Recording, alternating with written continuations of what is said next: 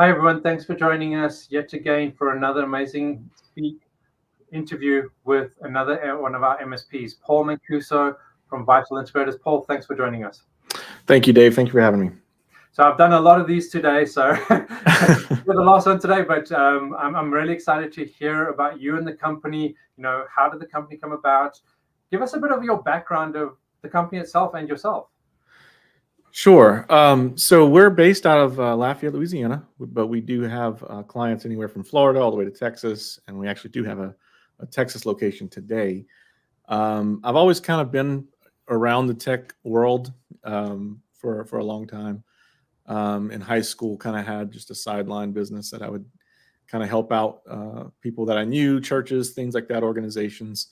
And then I was actually working full time in the oil field as a network administrator, and then got laid off from that, and kind of out of necessity started this as a full time business for myself back in 2008.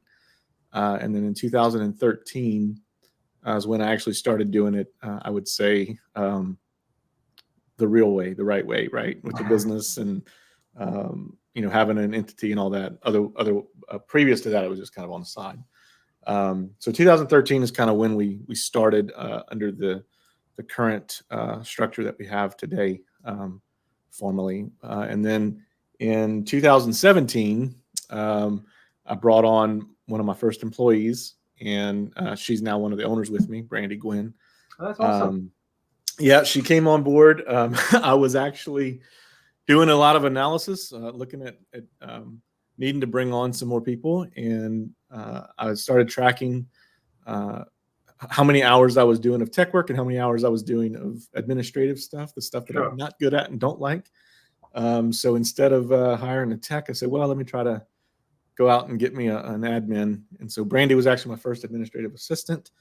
And then her skill set was just so awesome, and really just seeing the growth that we experienced after that hire really just was very important to me to keep her around. So she's actually now one of the owners and partners with me in the business.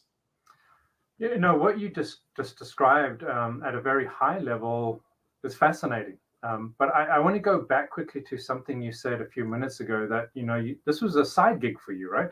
Correct. This is not your full-time job. About a year ago, I actually done a talk at a conference about exactly that, about a lot of tech guys that do this as a hobby. And that sounds like what you were doing, correct?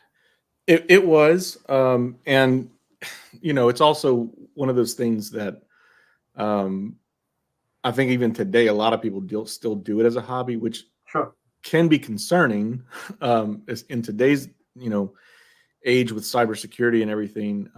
People have a misconception that, hey, if you do IT work, that you're keeping me secure, and it's kind of two different skill sets. So it was definitely something that I kind of, it wasn't, when I said we started doing things kind of more professional, things like that, it was going through all that, making sure, our insurances are taken into consideration, cybersecurity was taken into consideration. And it really just kind of grew into more of a hobby than it was. They have a saying that you treat something like a hobby, you get paid like a hobby. You treat it like a business, you get paid like a business. But with all of that, there's also more risk and more responsibility and things. So it's been an interesting growth strategy for us. And that's why companies need to verify and vet their providers, right? Myself, because I'm also an MSP, similar story. You started out as a hobby. I was working full time, same as you. So, and if you look at Amazon and a lot of the other places, they started in a garage. Correct. So, there's always a starting point. And I think, us as established MSPs in the community, we look at younger, new MSPs, which there are a lot of them, and they're diving straight into really heavy material and places that they're not ready to handle. And I think that's what your concern is. It's not that they're doing it. Correct. They're not able to handle it. Well, and there's, obviously a lot that I learned throughout the process. And I think one of the the greatest values that you have as a leader and really as somebody that's helping guide the technology side discussion for your clients is also knowing what you don't know. And I think that was what, and the reason I bring up Brandy's role is a lot of tech people are good with the tech, but they're not as good as on the admin side. Documentation. I know when I first hired her, I was the only, I'm like, hey, everything's in my head. I have everything. What do you mean? But that really limits you to be able to scale, right? Yeah. And so when we really started, growing and having employees and scaling our business up from when we started, those pieces were super important. Having your standard operating procedures, having the documentation, having all of those details in place, and having somebody that not only have the details in place, but have somebody that can hold them accountable to your staff to make sure everything's getting done the way you want it done, so where you don't have a difference of execution from each tech on the team.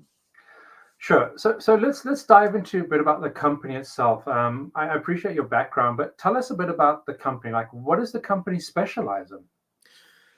So we're kind of unique. My background, I guess, goes back to what I was saying Sure. when I dealt with a lot in when I was going in high school. I did a lot for churches, and one of the things that my dad was very involved in with the churches was production. We did a lot of audio, video, and all that technical expertise. So that was actually some of the first jobs that I had were actually in the church, running sound, running some of those things for the church services, but also I had a job for a while as an integrator that was installing those systems in churches. And then what started happening, as with anything technology in the last couple of years, really, we've started seeing kind of a cross between the AV world and the IT world that started coming together.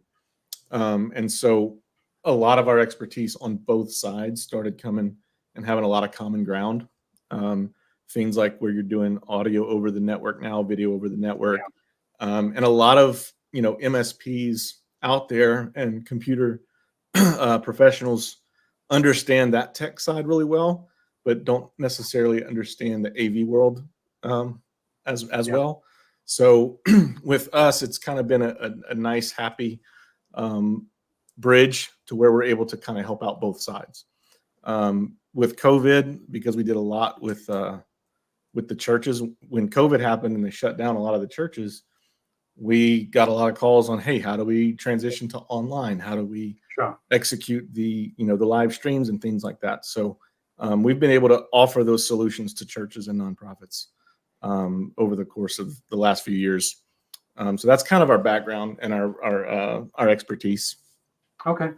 And one of the questions I have to ask, and we ask this to every single MSP we speak to, is, as you are aware, there are thousands upon thousands of MSPs in the United States. Your story is a little bit different, one that we haven't really heard before. But in your own perspective, what makes you different from all the other MSPs that are out there? That's a great question. And I mean, everybody has kind of the way they do things, and I can point to the things that make us great. I think our employees and our attention to our customers, like everybody else, like, hey, they're not just a customer. That we do look at them as part of who we are and helping to solve their problems. However, one of the things that we wanted to do, and kind of we got ahead of this early on, is kind of having an outside independent verification that we're doing things from a cybersecurity standpoint. So yeah, while we may have a lot of the expertise with the audio video world, we don't compromise our cybersecurity aspects of that for our clients. And so we actually went through a process, took us about 10 months with CompTIA to get the security trust mark. They came in, did an independent audit of our organization, that we were doing things not only internally for us, but also for our clients, that we were doing things up to industry standards. Okay, fantastic. And you mentioned, AV as well. So besides for the online work that you do, you obviously have what we call boots on the ground for folks running around, technicians running around and helping clients in various shapes, forms, and sizes, correct? Correct. Yeah, we have people all over the Gulf Coast. We have relationships with other companies that we do work for as well.